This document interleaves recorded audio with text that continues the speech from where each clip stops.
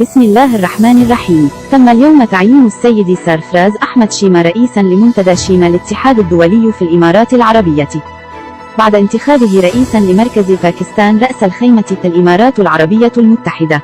كان هذا لقبا فخريا آخر منحه للسيد سرفراز شيما. وفي هذه المناسبة شكر السيد آصف محمود شيما رئيس المؤسسة شفيق شيما المدرب السابق لفريق الدراجات لجيش باكستان وجميع الأعضاء المحترمين الآخرين في المنتدى. وأضاف أن هذه ستكون خطوة جديدة نحو مستقبل أفضل للمجتمع الباكستاني بشكل عام، ويأمل في تطوير المجتمع بطرق مفيدة تعمم رسالة تبعث على الأمل تجاه المجتمعات المختلفة حول العالم.